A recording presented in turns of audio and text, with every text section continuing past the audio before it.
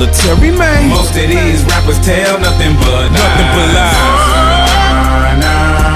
You can tell that they lying when you're looking their eyes. Stop lying, you boys ain't making nothing. Stop lying, you boys ain't making nothing.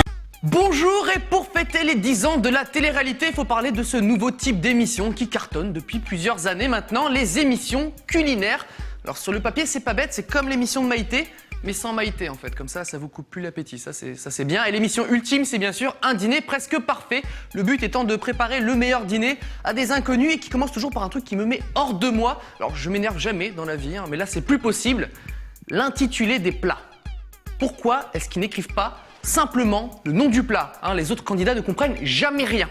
Promenade de saison et ses larmes de volupté. Ouais. Ça veut rien dire? Ça se mange?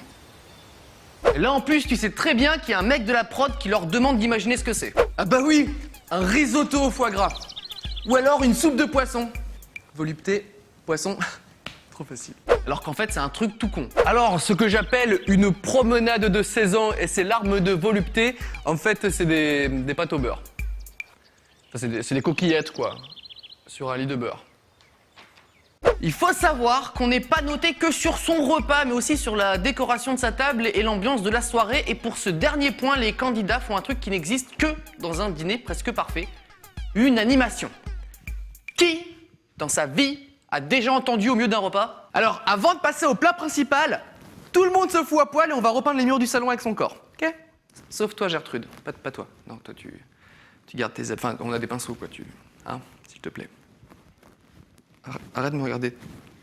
Pique les yeux. Enfin, parfois, ils font des activités habillées aussi, je crois. Et j'en profite pour dénoncer une erreur stratégique d'environ 100% des participants de cette émission.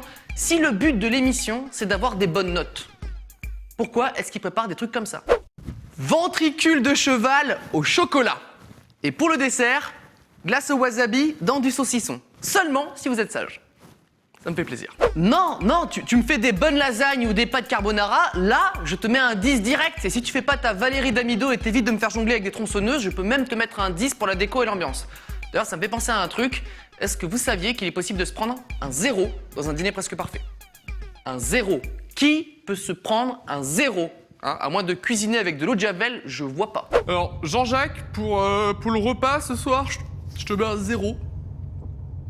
Je crois que c'était pas comestible ton truc en fait. Ça se mangeait pas. Enfin bon, un dîner presque parfait. Pour l'ambiance de l'émission, je te mets un 8. Parce que c'est pas parfait, mais presque parfait. Elle est nulle ta blague. Je sais. À demain.